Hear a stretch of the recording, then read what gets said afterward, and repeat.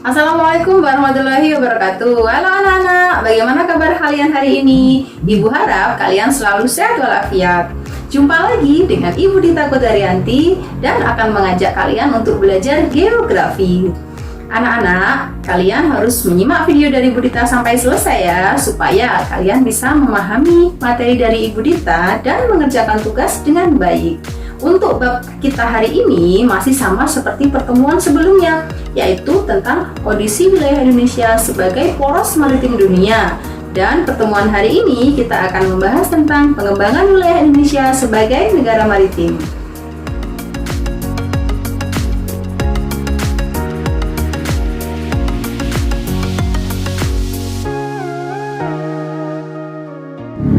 Anak-anak, sebelumnya kita akan membahas tentang perbedaan kepulauan, Nusantara, dan maritim. Yang pertama, kepulauan. Apa itu pulau? Kalian tentu pasti sudah pernah mendengar. Ya, pulau itu merupakan sebidang daratan yang lebih kecil dibandingkan benua dan dikelilingi oleh perairan. Sedangkan kepulauan merupakan gugusan pulau, kumpulan pulau-pulau. Di sini termasuk dari bagian pulau itu, perairan di antara pulau, dan wujud alamiah lain yang erat hubungannya antara satu dengan yang lain. Dengan kata lain anak-anak, pulau, perairan, dan wujud alamiah itu merupakan satu kesatuan geografi, ekonomi, politik, dan historis. Jadi anak-anak, dikatakan kepulauan apabila terdapat lebih dari satu pulau. Kemudian kepulauan Indonesia. Seperti yang kalian ketahui, Indonesia merupakan negara kepulauan. Dan ini merupakan rangkaian atau gugusan pulau-pulau dari Sabang sampai Merauke. Nah, kalau kita perhatikan gambar berikut, tentunya kalian sudah tahu dong mana yang termasuk pulau dan mana yang termasuk kepulauan.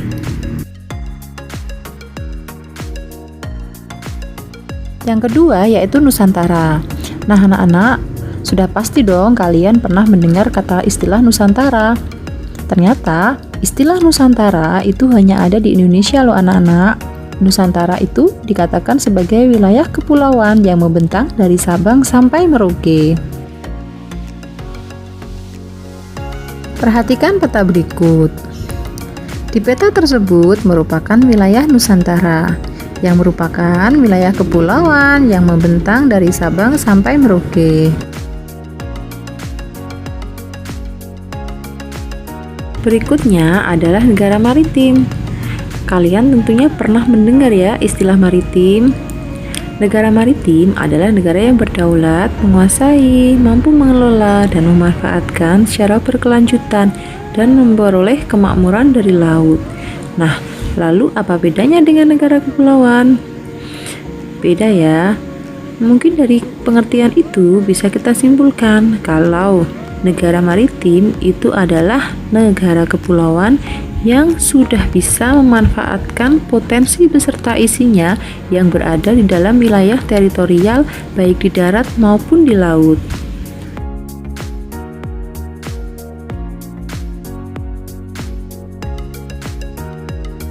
Lalu, menurut kalian, apakah Indonesia sudah menjadi negara maritim atau hanya sebagai negara kepulauan?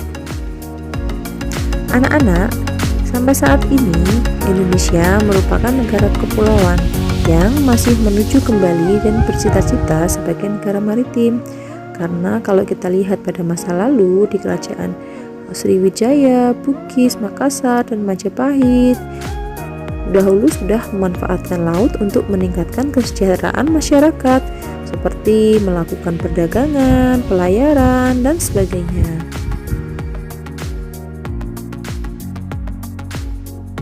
Anak-anak, kalau kita lihat dari gambar berikut, memang tidaklah mudah ya Indonesia menjadi negara maritim. Karena dari Indonesia sebagai negara kepulauan tentunya terdiri dari beribu-ribu pulau. Hal ini membutuhkan anggaran yang tidak sedikit untuk membangun pertahanan laut. Nah, ternyata Indonesia juga sudah membuktikan dengan adanya 467 kapal TNI yang melakukan patroli guna mengamankan wilayah laut Indonesia, karena hal ini sangat penting sekali untuk menuju negara maritim. Selain itu, pada tahun 2017 ternyata seluruh pulau-pulau di Indonesia sudah terdaftar di PBB. Dari awalnya tahun 2014 hanya 13.466 pulau, tahun 2017 sudah terdaftar semuanya hingga mencapai 17.466 pulau. Nah, tahun 2019 kemarin batas maritim negara itu juga akan terselesaikan, sehingga konflik-konflik perebutan pulau, perebutan batas, sengketa itu juga akan bisa diselesaikan. Nah, anak-anak, pembahasan kita selanjutnya yaitu pengembangan wilayah Indonesia. Slide sebelumnya kita sudah memahami kalau salah satu aspek suatu negara dikatakan negara maritim jika negara tersebut dapat memanfaatkan potensi sumber daya alam maupun sumber daya manusia dengan baik untuk kesejahteraan masyarakat. Nah, menurut kalian bagaimana ya pengembangan wilayah Indonesia saat ini? Apakah Indonesia sudah memenuhi sebagai negara maritim atau ada yang harus dibenahi?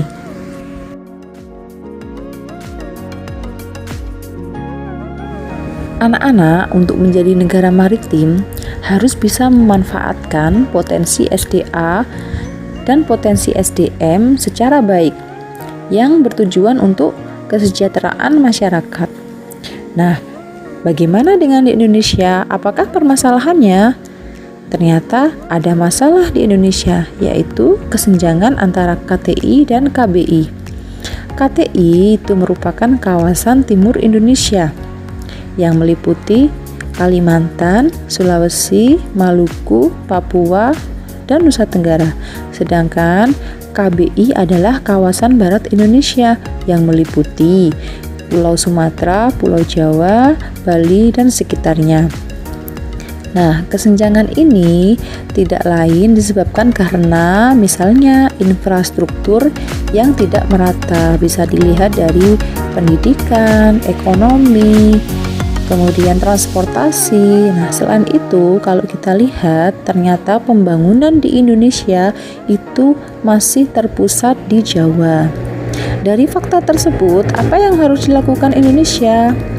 Yang harus dilakukan Indonesia adalah mengoptimalkan peran laut dan potensinya sebagai penopang pengembangan dan pemerataan wilayah. Sekian materi hari ini. Budita harap kalian memahami apa yang Ibu sampaikan dengan baik. Nah, anak-anak, pesan Ibu Dita, kalian harus selalu mematuhi protokol kesehatan dari pemerintah dengan cara selalu pakai masker, jaga jarak, dan cuci tangan. Terima kasih. Wassalamualaikum warahmatullahi wabarakatuh. Sampai jumpa.